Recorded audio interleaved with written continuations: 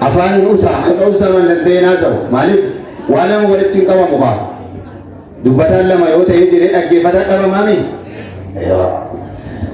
sanii fi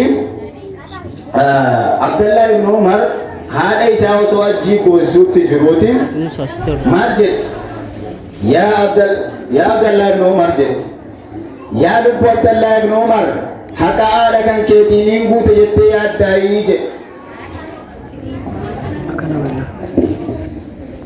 خطايا هاتاو من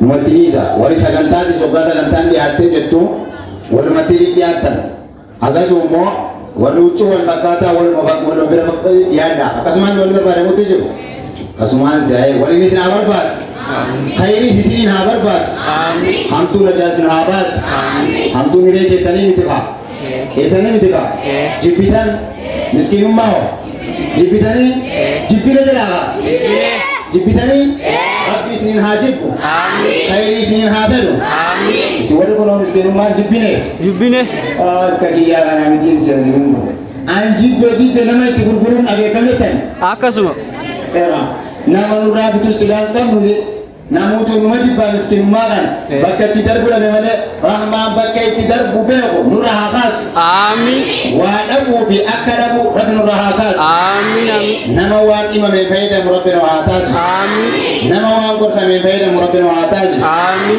akasi Abdullah ibn Umar tani haji dilana walisa ratibate haji go sisutti juru guru Musa rakayate umma isa haji go sisutti juru يا عبد الله بن عمر هذا هذا كان كذي كفرت تكياتين جد تبقى نمي خبر ويجرا إني أجبتي باتوسن بانزل الراتي كاتل جانوا باتا إيماني ساقو جتاو نماوكين درواتي سامو علمتي يا نابو ترشوف ديو نادر دروف ديو جتشانوا باتي ملين أرالا بقى برولا بقى نفرالا بقى ولا ديات ويتا كاسين جتاو ماجي إنجن أبان كان كذيس ilmooti ya mudadde bakka kasii keessatti narraa duroomu geessanii wayi takka sitti fatini beeka waan qabu baasii kuma sitti kenna suma acha qaxara buluutu jira magaalaa keessa wanni biraan jirti hin jirtu sumaati akkasitti namni haqa abbaa guutee bituu danda'u hin jiru yaa Abdallah ibn Umar ati haqa haadha kan keetii waa takka hin guunne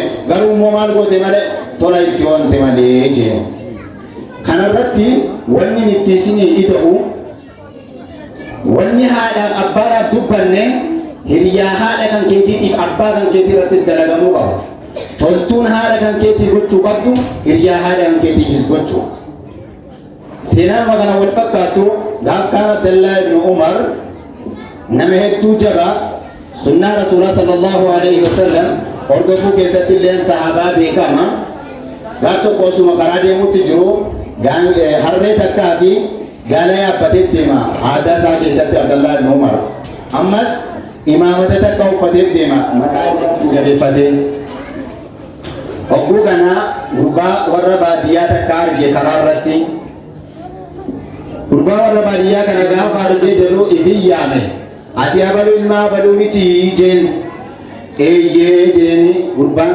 akkuma inni gaafate saniif deebiseef gaafa kana imaamata isaa ofirraa fuudhee obwiseni owagammojiiti mataarra yoo waa kaayatan malee hin deemtu keenya gaaluma takka takka uffatan malee owweedduu wayi jira dhubaa biddaa sani garagaas na haa baasu hunduma keenya nagaan haa baasu akkasitti imaamata isaas ifirraa fuudhee gurbaa saniif kenneefi harree isaalleen irraa bu'ee hoyyaa badu jeen waggaa kana sahaabota keessaa kan Abdallah ibn Umar wajjin deemutti jiru bar gurbaan kun warra baadiyyaati ati warra baadiyyaa mala jaraan beeyne waama xiqqishoo wayitti kennite jennaan jarrummaan ugarmatti gammadanii wallee nusuma keenyarraa haadha gaaniin si'a nuti akkasuma jennaami magaalaa baadiyyaan wal qixatti ilaala illaalu akkasuma nuti garuu amma nuti kan jiyaanuu fi seenaa waan nuti kaafneef waa'ee baadiyyummaa isaatiin magaalummaa isaatiin miti waan nuti jennu sababaa maaliitiif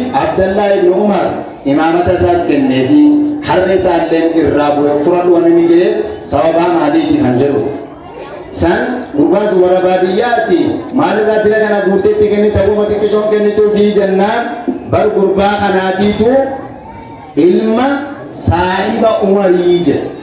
Sigatee dubbiin ilma saahiba umar ofii isaatii inni akkas gochuu jiru kun eenyu?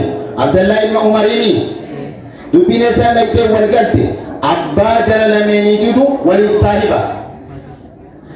Saahibni abbaa kan keetii akka abbaa keetiitti kabajamuu qaba.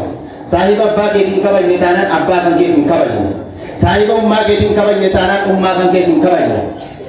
Ammas kanaan kan wal fakkaattu warreen heerumanii mana qabaniif jaartiin yookaan haati jaarsa kan keetii haadha kan keetii beekan. Atis jaartiin ilma heerumsiifattee qabdu jaartiin ilma kan keetiin ilma keeti. Wama haadha kan keetii gootu isiidhaafis gochuu qaba. Kabajaan ati haadha jaarsa kan keetiitii gootuu fi kabajaan ati haadha kan keetii gootu walqixa ta'uu qabdi. Isiin ilma fuusifattee qabdus jaalalti isiin ilmoo isiitii qabduu fi kabajaa isiin ilmoo isiitiif qabdu kanii fi jaartii ilma isiitii wajjin walqixa ta'uu qaba. Yoo ka wal caalchiftu taate ifii isiitii fi qorqodde akkasi kaa waanuma arra ittiin safaratanii boru namaa safaranti. Osoo achiin geenye haasibuu anfusakum qabla an tuhaasabu kamaa qaala Umar ibn Khattaab radiyallahu anhu. Umar ibn Khattaab maal jedhe?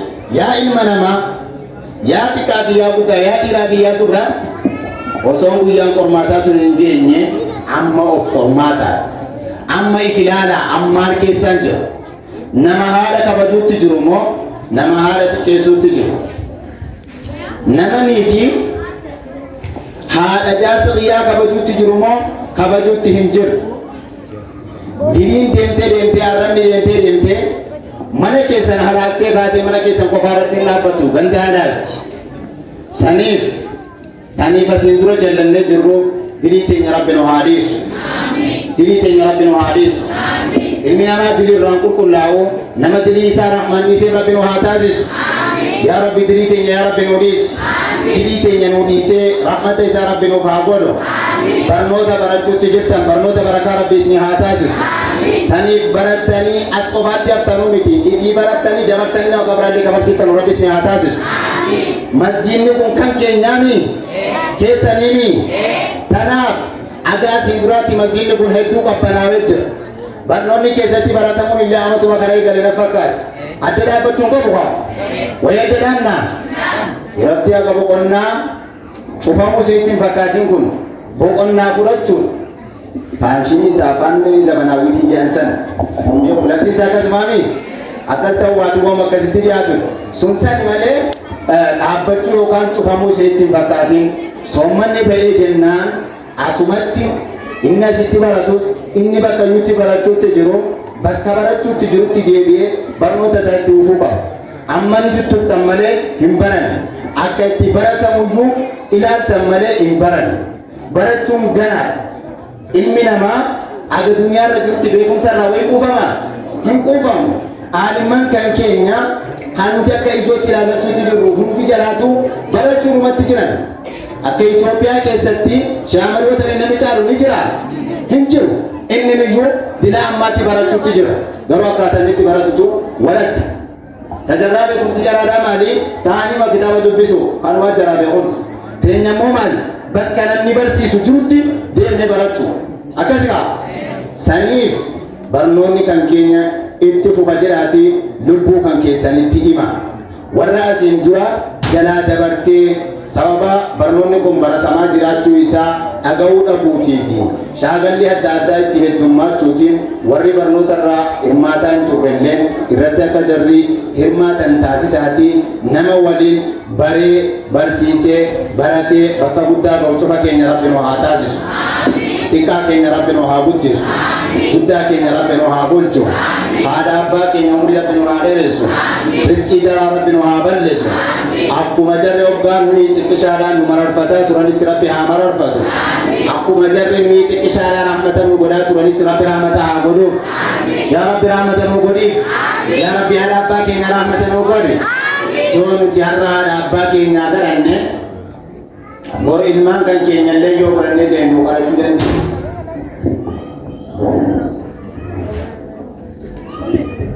Saniifi wama facaafatan hambatanii jettiin Oromoon taarraadhaa fi abbaan rabsuutti jirus wooma facaafate ammata bor ilmaan kan geessi arrabsa ilmaan kan geessi rukuta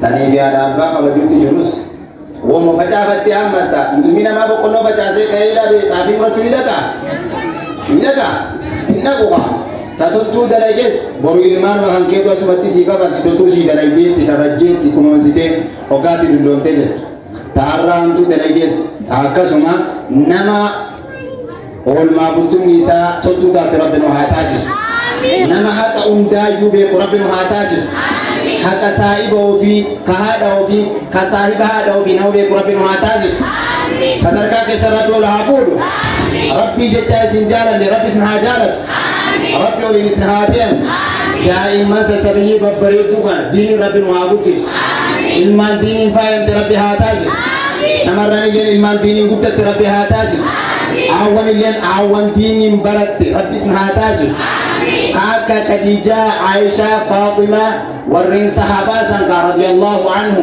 jalatti rabbi wal isin haa fakkeessu rabbi jalatti isin haa dhaqqabsiisu nama jalatti hidhate rabbi isin haa taasisu karaa salafu saalih irra nama deeme rabbi isin haa taasisu warra jalatti hidhate rabbi isin haa taasisu Allahu Akbar.